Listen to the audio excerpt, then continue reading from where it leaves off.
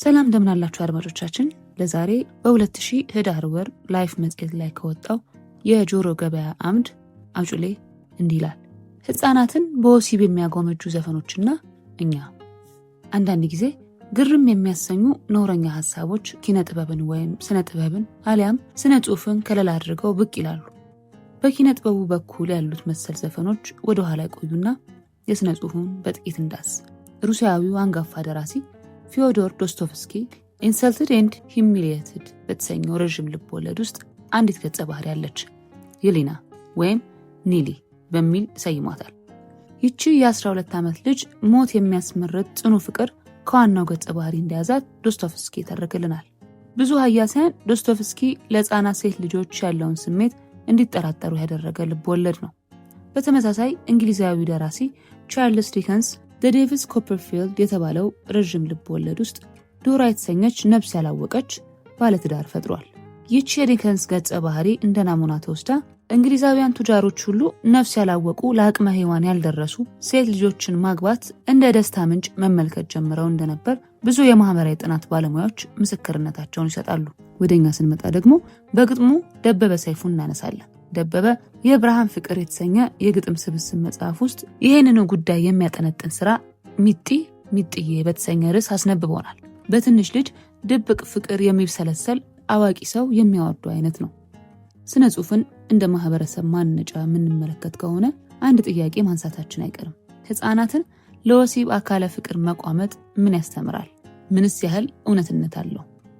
ዓላማዊ ስነ ጽሑፋዊ ትችት መስጠት ባለመሆኑ ተመሳሳይ ጭብጥ ወዳላቸው ዘፈኖች ልመለስ። ሰሞኑን አበባ ደሳለኝ አንድ አልበም ለቃለች። ሙሽራዬ ቀረ የሚል ጥቅል ርዕስ ባለው በዚህ ስራ ውስጥ እኔን ይዘገንነኝ አንድ የዘፈን ጭብጥ አለ። ምንም ሳላውቅ አወቅኩ ይላል ርዕሱ። 8ኛ ረድፍ ላይ ተሰይሟል። አዝማቹ ላይ እንዲህ በማለት ይጀምራል። ገና ልጅ ሳለው ደጉና ነፍሴ ፍጹም ሳይቆሽሽ ጥሩ መንፈሴ እድሜ ሳይገፋ ጨቅላ ያለው አንዳችም ሳላውቅ አንተን አወቅኩ። ይህ የዘፈን ግጥም ዳርዳርታው በአዝማቹ ላይ ቢሆንም ፍርጥ ያለ እውነት ግን ከወደ ኋላ ይከተላል። የህይወት ትርጉም ሳይገባኝ ገና በቅጡ ሳላውቅ ምስጢር ገመና እንደ እርግብ ሆና ትንሿ ልቤ ይገባኝ ነበር አንተን መራቤ ክፉና ደጉን በማላይበት ያንተ ፍቅር ግን ነበረው ጉልበት አንድ ፍሬ ልጅ ህፃን በሆንም አንተን አወቅኩ ሳላውቅ ምንም። የዚህ ግጥም መነሻ እውነታ ሳይሆን ኋላ ቀርነት ነው ቢባል አያስወቅስም። ግጥሙን ዘርዝረንና በትነን ከተመለከትነው የተፈጥሮን ሂደት ከግምት ውጭ ያደረገ ድብቅ አውሪያዊነት ባህሪን ለማስተንፈስ የተጻፈ ይመስላል። ከገጣሚ ማስተንተኛ ቃላት ልነሳና እድሜ ያልገፋ አንዳችም የማታውቅ የህይወት ትርጉም ያልገባት ሚስጥርና ገመና የማታውቅ ባለትንሽ ልብ ክፉና ደግማት ላይ አንድ ፍሬ ልጅ እንዲሁም ጨቅላ እንዴት አድርጋ በወሲብ አካለ ፍቅር ልትያዝ ትችላለች? ተፈጥሮ እኮ በአካል ላይ የሚያስመዘግበው የሂደት ለውጥ በመንፈስ በፍላጎትና በስሜትም ላይ የሚሰራ እንጂ ተናጥላዊ አይደለም።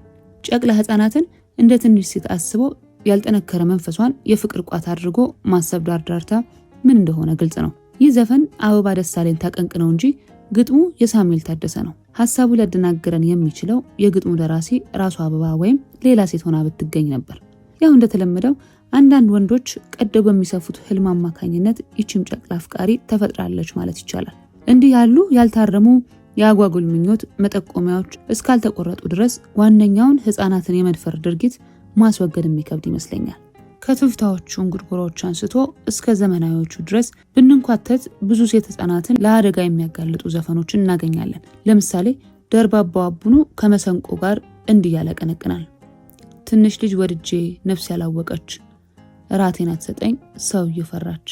በትምህርተ ጥቅስ ውስጥ የተካተተው እራት ትርጉሙ ግልጽ ነውና እንደ ፌስ ካልታየ በስተቀር የሐሳቡ ዘግናኝነትን አያጠያይቅም። በተመሳሳይ ለማ ገብረሕይወትም እንዲያሉ ይዘፍናሉ። አንቺ ልጅ ስልሽ አባባ በይኝ አሁን ምን ቸገረሽ ብታባቢኝ። የዚህ ትውፊታዊ ግጥም ባለቤት ደግሞ እንደ ንጉሥ ዳዊት በእርጅናው ዘመን ብብቱን ታሞቅለት ዘንድ ትንሽ ልጅ ፈላጊ ሆኖ ነው የቀረበው። ዋጋ የሚሰጠው ለራሱ ስሜት እንጂ ላልጎመራው የሴቷ ህይወት አይደለም። ጥንታዊንና ባህላዊን ዘፈን ተከትለን ከፈሰስን የምንደባለቀው ለዘመናት ከታቆረ የሴቶችን በውስጥ ነው ማለት ይቻላል። የአባሆይ ዘመን የሚፈቅደው ነውና ለወንዶች የበላይነትና ደስታን የሴቷ ዕጣ ፈንታና ጠማማ ዕድል ከግምት አይገባም ነበርና ነው እንዲህ የተዘፈነው። የዚህ ዘመን አድሏዊ አመለካከት ተረካቢ የሚመስሉ ዘፈኖችን በዚሁ ዘመን ሴትን እንደ ወሲብ ዕቃ እየቆጠሩ ማቀንቀናቸውና ጆሮ ማግኘታቸው ከማዘን አልፎ ዘግናኝነት አያጣውም። በአንድ ወቅት ድምፃዊ ሻምበል በላይነህ እንዲህ ያለ በአደባባይ ማቀንቀኑ ትዝ ይለኛል። በ15 ዓመቷ ትገኝ በነበረች እንደ ዳማከሴ መድኃኒት ነበረች። ይህንን ዘይገርም ብለን እንለፈው። በእነዚህ ቆየት ያሉና ባህላዊ ዘፈኖች ላይ ማተኮራችንን ትተን ወደ ዘመናዎቹ እንሻገር። ጥላሁን ገሰሰ በ1958 ዓ.ም አንድ ዘፈን አቅርቦ ነበር። ዘፈኑ እድሜዋ ለአቅመ ሔዋን ካልደረሰ ልጅ ጋር መዳራትን የሚሰብክ ነው። ልጅቷ ልጅ ሆና ልጅ አረገችኝ፣ ስወጣ ስገባ እያሳቀችኝ፣ እሷ ሳቅ ወዳድ ነች፣ ሳቅ የለመደች፣ ስቃ ስቃ ስቃ ስቃ አልጠገበች። አሁንም ወደዚህኛው ዘመን እየቀረብን እንምጣ። ከጥላሁን ገሰሰ እስከ አበባ ደሳለኝ ድረስ ዘመናዊ ዘፋኞች ይህንን ኋላ ቀር አመለካከት እያደሱ የሚያቀርቡባቸውን ብዙ ዘፈኖች አድምጠናል። ለምሳሌ መሐሙድ አህመድ ከሮሃ ባንድ ጋር ሆኖ እንዲህ ብሎ ነበር። የሐቄን ተናገርኩ ከፈቀዱ ይግዙ፣ ከይወድ ያልቀንስ ውዝግባ ያብዙ፣ ያለችኝ ኮረዳ 15 ዓመቷ እንዴት ነሽ በሉልኝ የምታውቁ ቤቷ።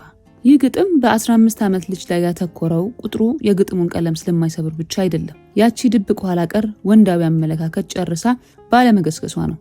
ዘመናዊነት አለባበስና አመጋገብ ብቻ አይገልጸውም። አስተሳሰብና አመለካከት እስካልታደሰ ድረስ ችምችም ፎቅ ከጫካ አንድ ነው።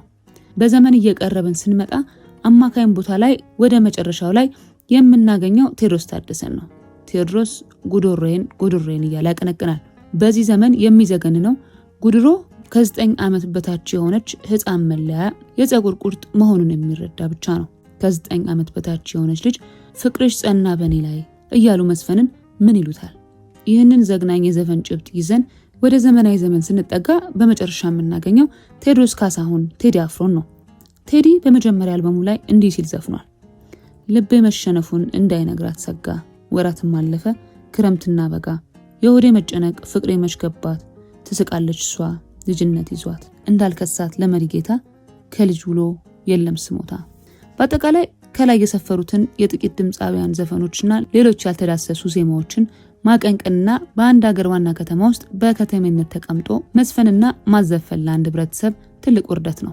ዘመኑ የሰው ልጅ የነበረውን የአውሬ ጠባይ ከውስጡ አስወግዶ ተጎጂ ሳይሆን በሰለጠነ አኗኗር እንዲኖር የሚያስገድድ ህግ አለው። ሰው እንኳንስ በሰው ልጅ ቀርቶ በደመ ነፍስ እንስሳት ላይ የሚወስደውን የኃይል እርምጃ የሚገድቡ ብዙ ህግጋት የጸደቁበት ወቅት ላይ እንገኛለን። የህፃናት መብት ደግሞ በምንም አይነት ምክንያት የማይገሰስ የማይደመሰስ ዋነኛው ሰብአዊ መብት አውድ ነው። ይህንን የህፃናት መብት ሀገራችንን ሙሉ በሙሉ ከመቀበሏ በላይ ኋላ ቀር የቤተሰብ ህጋችንን ከዚሁ አብይ መብት አንጻር ተስተካክሎ ስራ ላይ ውሏል። ታዲያ ምን ይሆናል በልጆቻችን ላይ እንደ ልብ የምንፈነጭበት የጥንቱ ዘመን የሳበን አኗኗራችን ለህጉና ለመብቱ ድንጋጌው ጀርባውን የሰጠ ሆኖ ይስተዋላል። ይህ አለመሰልጠንና ኋላ ቀርነትን ሙጥኝ ማለት አዝማሚያ ብቻ ነው። የዘለማዱ ፍላጎታችን እንደ ልጓም አብዝቶ ከስልጣኔ አኗኗር ሲጎትተን ይስተዋላል።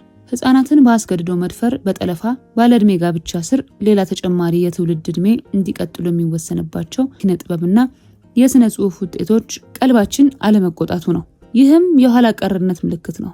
የሰው ልጅ ስልጣኔ የሚያንጸባርቀው በከተማው ግንባታ አይደለም፣ ከአስተሳሰቡ በሚፈልቅ አኗኗር እንጂ። መልካም የቴክኖሎጂ ውጤት ተጠቃሚ ሆኖ ሳለ ህይወቱ ስልጡን ካልሆነ ከእርሱ ከጫካ አውሬው የማይሻል የፎቆች መካከል አራዊት ነው። በመሆኑም በሞባይል ከመጠቀማችን ማሞቂያና ማቀዝቀዣ ጥቅም ላይ ከመዋላችን በፊት ጭንቅላታችንን ከእንዲህ ያለ የኋላ ቀር አስተሳሰብ ሊጸዳ ይገባዋል።